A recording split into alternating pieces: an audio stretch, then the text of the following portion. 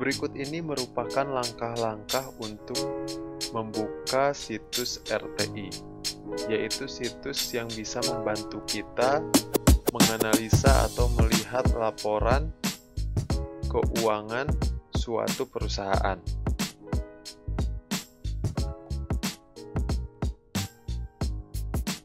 Bisa dibuka, yaitu ini PT RTI Infocom analytics.rti.co.id.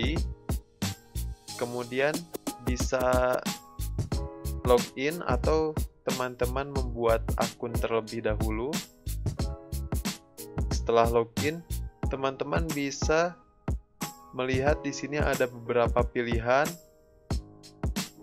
watchlist, yaitu di mana ada beberapa saham yang kita pilih untuk kita analisa. Kemudian market overview, yaitu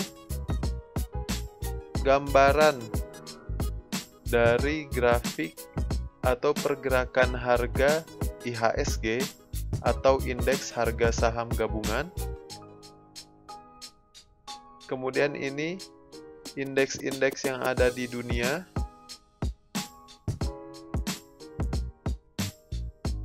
Nah, di Movers ini kita bisa lihat di sini ada gainers, yaitu saham-saham yang mengalami kenaikan pada saat jam perdagangan, ataupun losers yang mengalami penurunan pada saat jam perdagangan.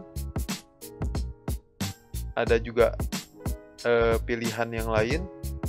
Kemudian ada stock overview. Nah, untuk stock overview ini yang bisa teman-teman gunakan untuk membantu menganalisa dan melihat laporan keuangan secara singkat atau yang sudah diringkas. Misalnya kita ingin melihat perusahaan Ultra Jaya dengan kode saham ULTJ. Tinggal kita ketik, kemudian kita klik enter, maka akan keluar ini memperlihatkan harga terakhir di hari perdagangan kemarin. Harga terakhirnya yaitu naik sebanyak 10 poin atau 0,61%. Ini harga terakhirnya 1650. Nah, kita di sini bisa melihat ada sejarah perusahaannya, kemudian ada jumlah sahamnya yang beredar. Ini dividen yang dibagikan. Ini EPS-nya. Nah, seperti ini fundamental datanya bisa kita lihat, penjualannya seperti apa, kemudian modalnya sebesar apa, asetnya, pinjamannya. Ini bisa nanti teman-teman pelajari di analisa fundamental.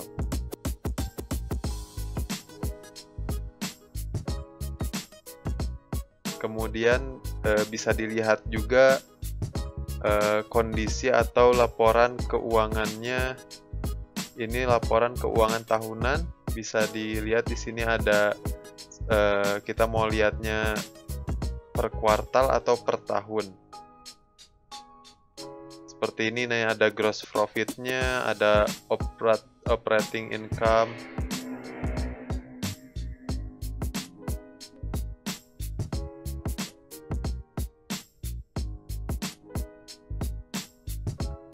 Nah, seperti ini teman-teman.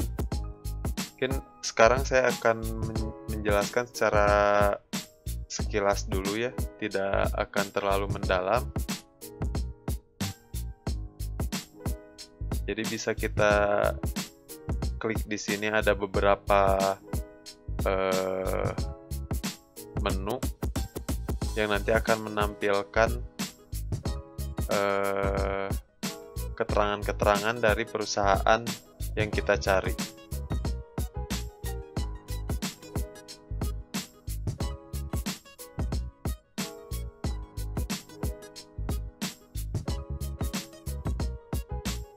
Nah, jadi seperti itu untuk membantu kita mencari laporan keuangan secara ringkas bisa menggunakan analitik RTI ini ya, RTI analitik ini untuk mempermudah kita mencari dan mempelajari secara ringkas laporan keuangan perusahaan. Kemudian yang ketiga yaitu membeli saham dengan cara dicicil atau bertahap. Jadi teman-teman diharapkan ketika ingin berinvestasi di saham tidak langsung membeli saham dengan seluruh modal yang tersedia. Jadi teman-teman dibiasakan untuk mencicil membeli saham secara bertahap.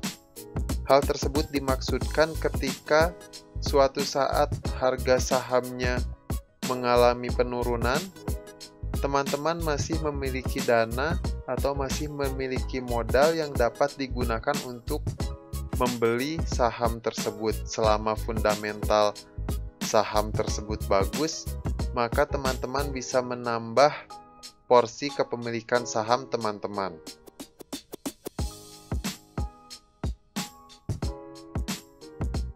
Kemudian yang keempat yaitu diusahakan teman-teman untuk update informasi terkini mengenai kondisi perusahaan tempat teman-teman berinvestasi di perusahaan tersebut atau membeli saham perusahaan tersebut.